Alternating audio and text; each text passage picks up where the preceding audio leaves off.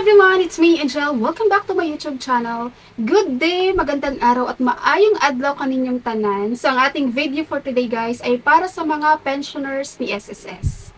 Dahil naglabas na po ng notice si SSS para sa schedule ng AKOP compliance for the month of April 2024. Ulitin ko po, April 2024. As per SSS, you may now submit your AKOP compliance on or before end of April 30, 2024. So, bago po mag-April 30, dapat po bago po mag-April 30 or on April 30, dapat po nakapag-comply na po kayo ng mga AKOP nyo. Huwag niyo po itong baliwalain guys ha, para po continuous pa rin po yung marireceive yung pension monthly at hindi po ito matigil. Sino nga ba ang mga dapat mag-comply nito? So, number 1, retirement pensioners residing abroad.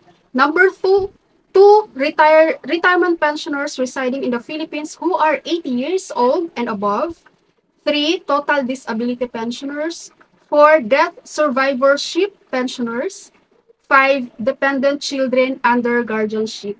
And makikita nyo dito sa right side guys, yung schedule of compliance, no? Para doon sa retirement pensioners residing abroad, retirement pensioners residing in the Philippines who are 80 years old and above, total disability pensioners, ang schedule po ng compliance is birth month of the pensioner or member, no?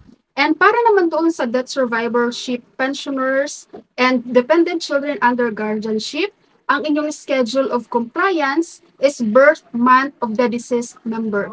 So malinaw po dyan guys sa screen, basahin nyo na lang din po yan kung masyado pong mabilis ang aking pag-explain. So, meron pong notice, no? Additional remember dito si SSS para sa mga SSS pensioners natin dyan.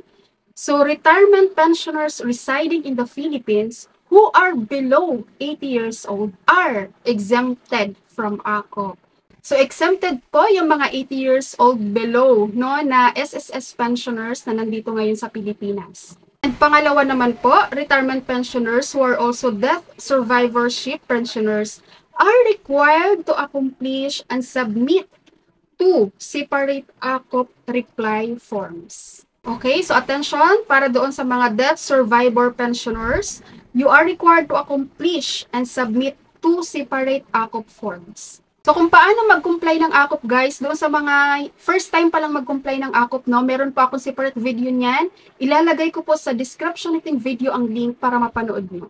Okay, so mga SSS members na kailangan mag-comply ngayong April 2024, huwag nyo na pong hintayin na matapos ang April 30 or April 30 pa kayo mag-comply, no? Ngayon na guys, no, kung meron na kayong time, as in ngayon na, mag-comply na kayo ng AKOP nyo para wala na kayong isipin pa at hindi na rin kayo mag-aalala, baka mamaya matigil yung pension nyo, no? So mag-comply po agad. Para pag may ma-encounter po kayong problema, mahaba pa po yung time nyo para ma-solve yan. Okay, kung may natutunan kayo sa video ko na ito, ipaalam nyo naman po sa akin by click the like button and click the subscribe button. Keep tune in dito sa aking channel guys dahil magiging updated po ako lagi sa inyo sa pag-inform, no, once na meron po tayong mga news para sa ating mga member ni SSS. Even para sa ating mga senior citizen. So that's all for today's video. Thank you so much for watching everyone.